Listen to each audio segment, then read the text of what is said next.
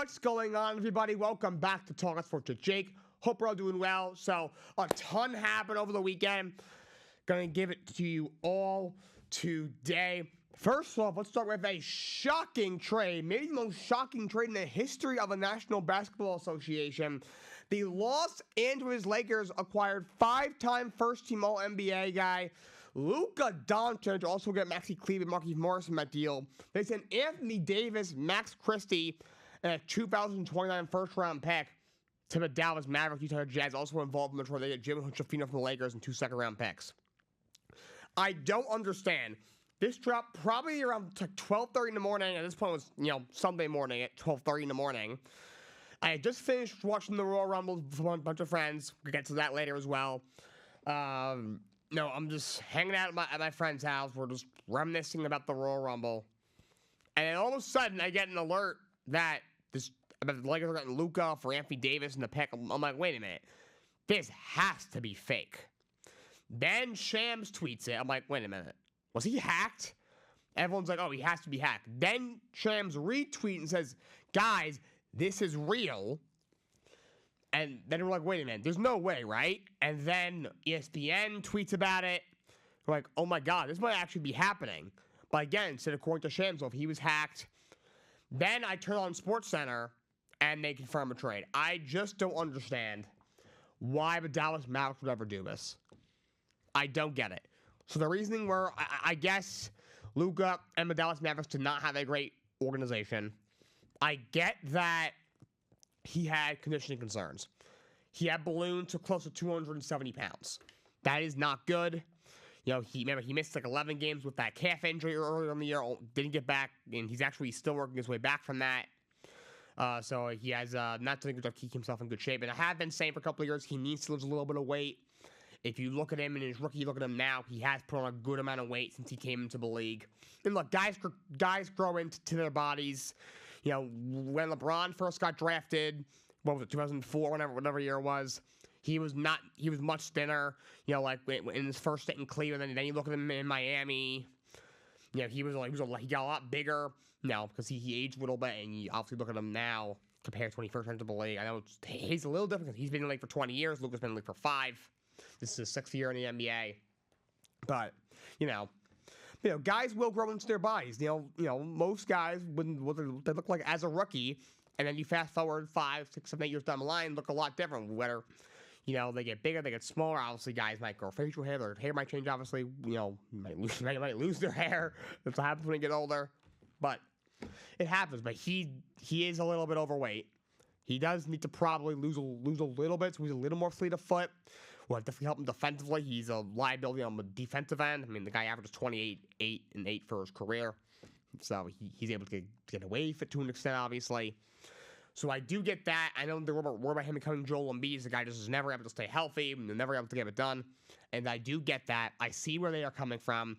They got to give him a $345 million Supermax deal in the offseason. I can understand why you'd have a little hesitation towards a guy like that. But to trade him midseason when you're having a good year, remember, he has not played in a few weeks, and they're still one of the better teams in the West. They are still one of the better contenders in the West. It's not as deep as it was last year. It's really just see.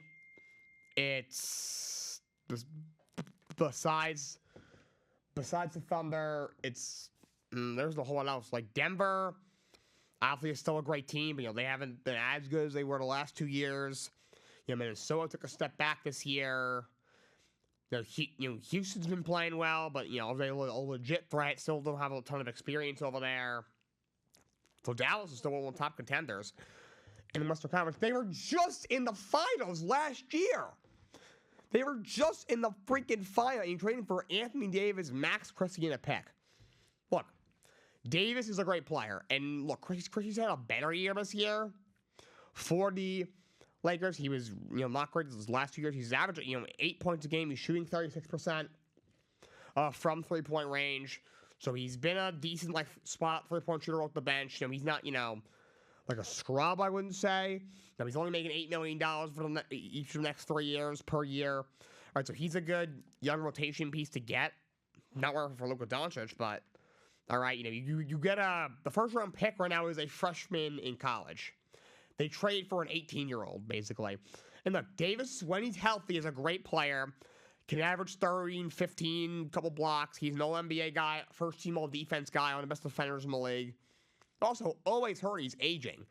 You traded a guy, the face of your franchise, one of the faces of the league, because, he's a little overweight, you have some conditioning issues, for a guy who's always injured and is currently hurt.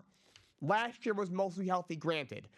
Before the injury this year, which isn't super serious, should be back within a week or two, has been better last year. But still, this is a guy who's currently hurt and is always hurt. So you trade the guy with conditioning issues for Mr. Conditioning issue. Again, Davis is an all-NBA guy when he's healthy. That is very true. When he's healthy, I don't think there are 20 guys in the league better than him. He can give you 30 points. He can give you 10 to 15 rebounds. He will block a couple of shots. He will be a legit threat on both ends of the basketball court. I get it. But to get a guy who, in 3 years might not be on your team or just won't be worth paying when he's getting paid. He's got 3 years left on his deal. He's getting older. He's always hurt.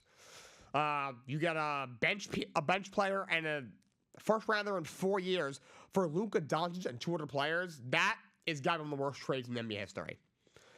As bad as the trade that the Clippers made to trade Shai Gilgeous-Alexander and others and 5 first-round picks for Paul George was, this might take the cake. Trading Luka for AD, Max Christie, and the pick has got to be that might take the cake.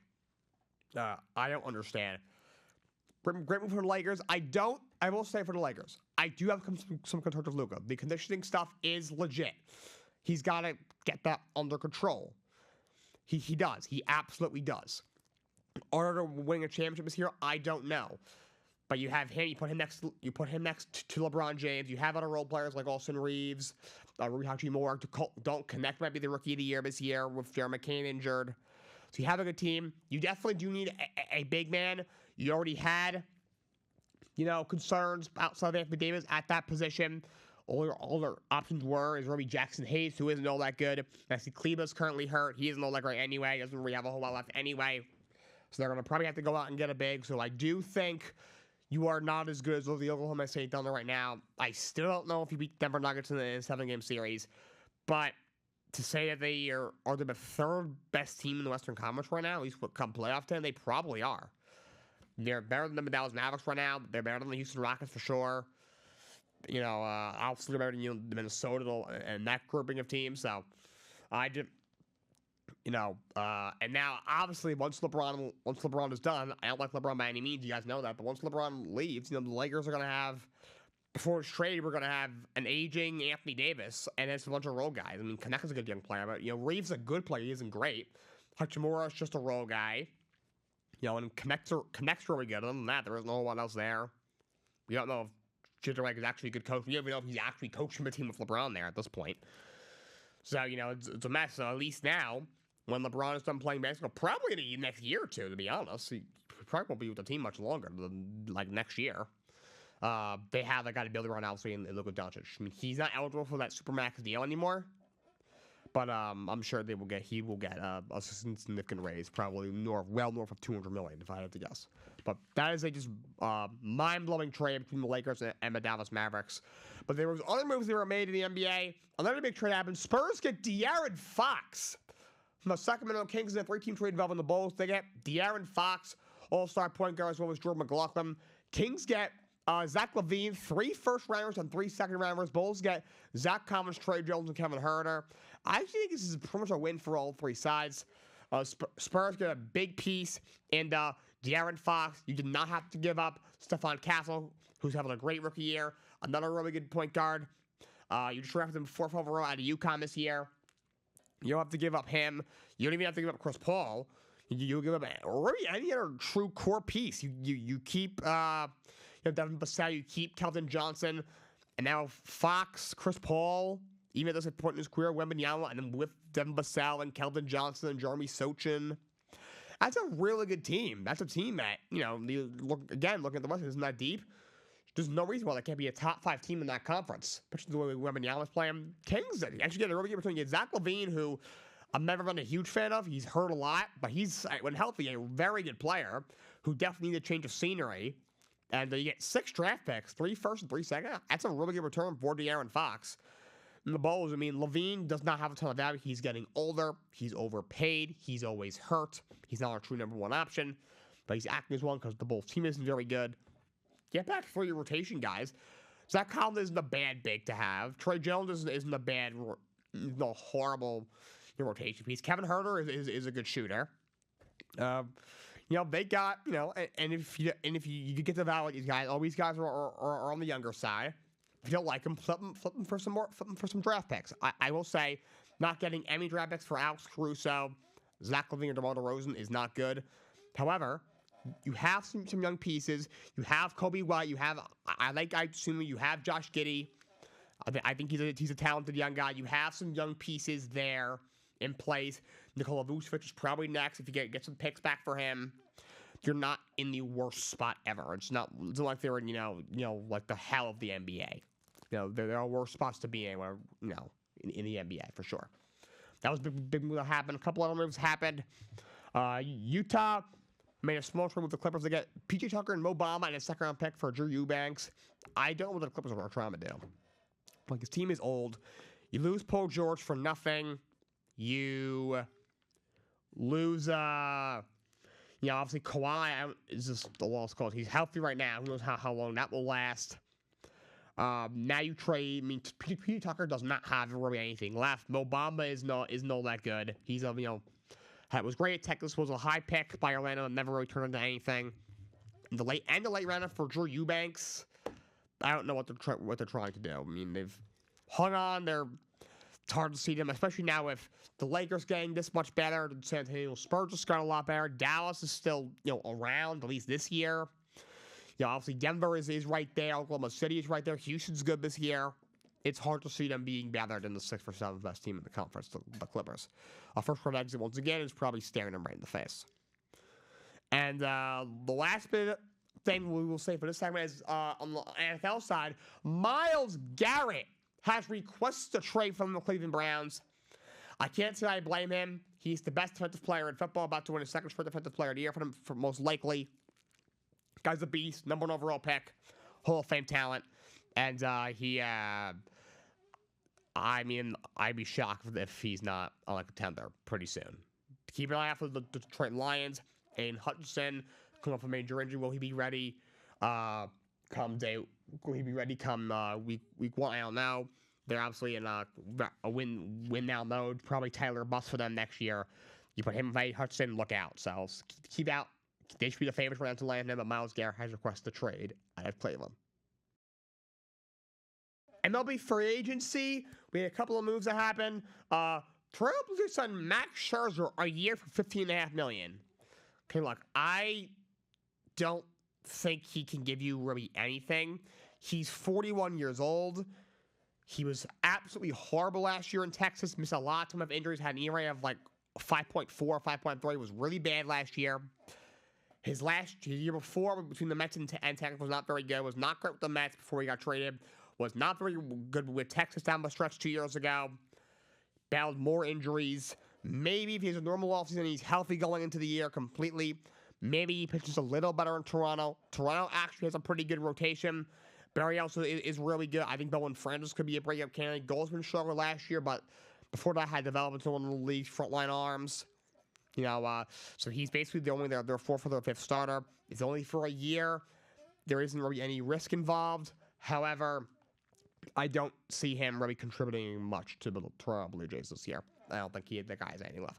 First ballot Hall of Famer, but I just think he's washed. Detroit Tigers make a big move. Sign out Jack Flaherty. 2 years, $35 million. Really good move for Detroit. He played for them in the first half of last year. They ended up trading at the deadline to Los Angeles Dodgers. They went and won a World Series. He came up. He burst out back in 2019 with the Cardinals. Had a huge year. A lot of injuries, a lot of arm problems over the years with the Cardinals. Really kind of brought his career down to earth. But last year, He had like I guess like a re-breakout, you can call it. Had a great year between Detroit and the Dodgers. Pitched some big innings in the postseason for the Dodgers. Big part of their World Series championship. That's a great ad by the Detroit Tigers, who already have some really good pitching. Get some depth behind Ace. Tariq Skubal in that rotation. You have possibly Casey Myles coming off an injury, getting back from his injury. Same thing with Matt Manning. Really good move for the Detroit Tigers, who may be putting themselves in the driver's seat in the American League Central next year after their great run at the end of the last year to get into the playoffs. And one more small move, the Mets signed Nick Mardigraw. It's a one-year deal. It's a split majors-minors deal. Mardigraw came up a superstar prospect with the Chicago White Sox. Has never really turned into anything. Eventually got traded to the Cubs and never really blossomed. He's never really stay healthy, but he's a great. He doesn't have any power, but he's got good bat-to-ball skills. He's a good second baseman defensively. He's very similar to Jose Iglesias. He's not going to hit for any power, but, he puts the bat on the ball. Good, versatile infielder. Nice guy to have in the clubhouse. He's been around the league for a while. There's a good chance he's probably on their big league roster as the backup infielder come opening day. That's basically, I assume, Iglesias isn't coming back. To me, he's Jose Iglesias without the... I guess without the singing skills. I don't see person Nick Mardigraw making a song anytime soon, but I think baseball skills-wise, they're on the same playing field. Let's be honest. Iglesias, I love him. I still would like him to come back, to be honest. But I don't see him hitting 330 again next year at this point in his career. So some coaching stuff that happened, coaching carousel in the NFL. The Bears hire Eric Bieniemy as their running backs coach. Okay, look. I think Eric Bieniemy is as fraudulent as it gets. He will never be a head coach, ever. I don't think he's a good offensive coordinator. He had prime Patrick Mahomes in Kansas City. Congratulations. He was terrible in Washington. He went to college last year. Wasn't even good as a college offensive coordinator. Was fired after 1 year. I don't think he's going to make or break that staff. Is it a horrible hire? No. It's also not a home run hire.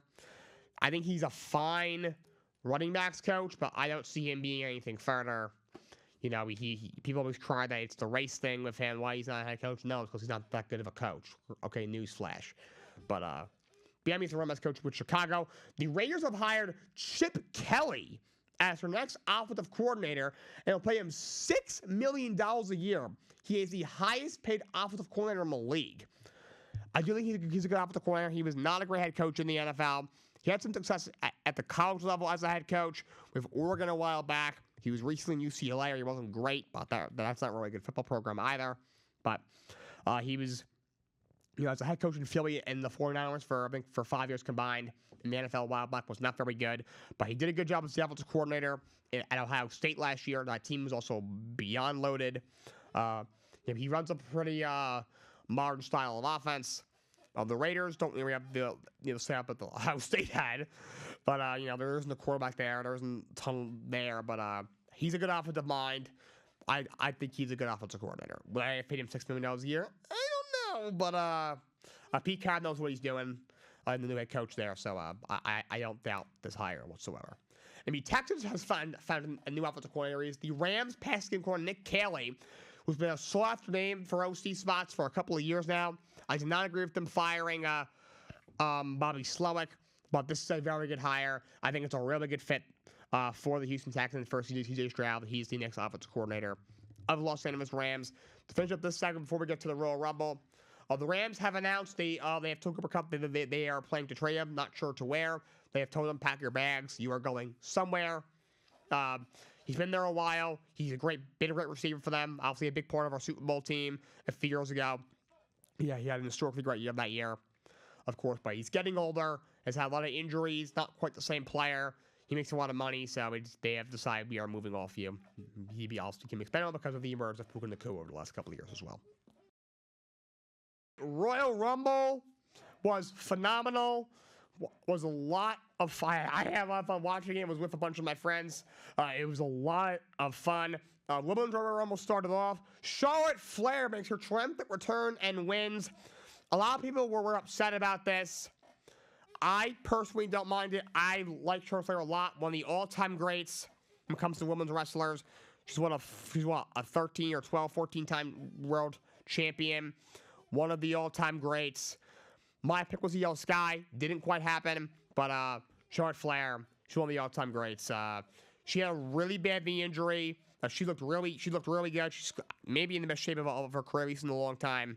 I'm very happy for Charlotte Flair. It was a really good Rumble. A lot of NXT where that Roxanne Perez looked amazing. She came out at number 3. She was in that match for a long time. Was the Iron Woman of that match. Julia is currently the champ over there. Was in it. Stephanie Vacker was in it. Jada Parker was in it. So and Nikki Bella was an insanely good surprise at number 30. You had it was just a great Rumble. Obviously, didn't quite get AJ Lee, but still. There's talks with Nikki Bella possibly coming back. That would be awesome. Yeah, it was really cool to see her. Yeah, Trish Stratus at 25. First of all, Trish Stratus looks amazing. She can still do this full time. I mean, she came back a few years ago. Did that thing with Zoe Stark with Becky Lynch. She looks incredible. I don't know how old she is, but she looks insane. She's probably the all-time great women's wrestler. She wants to make an appearance. So she looked absolutely phenomenal. It was very cool to see her in the Rumble. But yeah, by the way, can we fix some of those theme songs, please? God. That was a concern I had last with the Rumble, too. The only women's wrestlers, they have these this boring-ass Def Rebel themes. Like, horrible. Like, come on. Like when Bianca Belair's music hits, you know it's Bianca Belair. You shouldn't have, someone like Nietzsche, who's one of the better performers in that woman's locker room. When her music hits, I shouldn't be like, huh? Who is that? Oh, Michin, yeah. She just fought for the inaugural Women's U.S. Championship that went to Chelsea Green. Like, come on. Come on. Like, that's something they'll have to fix. Then you had the tag match 2 out of 3 falls between DIY and Motor Machine Guns. Motor Machine Guns picks up the win. I didn't love the Street Profits interfering. You helped DIY win, and you attack them. All right, set up the feud between DIY and Motor City, and between DIY and the Street Profits. But like, I would have had DIY beat them clean, and maybe have the Street Profits come out after the match and attack DIY. But I didn't think they made a lot of sense. Honestly, that was a little weird. Ladder match: Kevin Owens against Cody Rhodes for the WWE/Wing Eagle Championships. That was an amazing match. It was brutal. One of the best one-on-one ladder matches I've ever seen. That was incredible. Cruise both those guys. You had the men's rumble right behind you. You had to pull on the show, and you did. At the end, you had Kevin Owens stuck in the ladder. You pull his head out. He was full of blood. Cody Rhodes looking back at him. That was absolutely incredible. Perfect match. But like Kevin Owens, I don't think he gets enough credit. Every single time the guy delivers, no matter what character he's playing, whether he's a heel or he's a face, every match, the guy just delivers. One of the greatest in-ring competitors wrestling has seen in a long time. Kudos to him. Kudos to those two guys. Well, what a feud they had. Cody retains. And then the men's rumble, Jey Uso wins the men's rumble. Okay, so a lot of people were upset. Obviously, he eliminates John Cena to win the Royal Rumble. I was a little upset too, I'll admit. My John Cena fandom kind of clouded my judgment. I had fads of him on my wall in my room when I was 12 years old. I am as big as a John Cena fan as there is. I love John Cena, arguably the greatest of all time. He is on my Mount Rushmore of wrestlers. At the end of the day, he has not won a singles match in 7 years. Could he win the Elimination Chamber and then fight for a world title at WrestleMania and win number 17? He could. But at this point, Cena just wants he just wants one more run. He just wants to have a few good matches where maybe he fights CM Punk one more time. Maybe he fights AJ Styles one more time. Maybe we see some things we've never seen. Maybe he fights Finn Balor. Maybe he fights Braun Breaker. Maybe he fights Roman Reigns one more time. A lot of people talk about that maybe for a retirement match. Maybe he Randy Orton to his retirement match. We don't know. This should be a great farewell tour. We thought he was going to be completely full-time. Obviously, that hasn't happened. After the Rumble, for the next week, he wasn't on TV. He's not going to be on TV between now and the Elimination Chamber. He's going back. He's going to be in Hungary filming another movie. It's a little unfortunate, but, Jey Uso is as over as it gets. He's been in this business a long time. When he first started, he had the stupid face paint with him and his brother. You used not be able to tell them apart. I could not tell those two apart years ago. Before he started doing the stuff with the bloodline, I could not tell him and Jey Uso apart. I'll admit I couldn't. And now he's main event Jey Uso. He gets a well, he gets some of the biggest pops I've ever seen every single time he comes out. Whether it's PLE, whether it's Royal Rumble, whether it's WrestleMania, whether it's just a random Raw or SmackDown.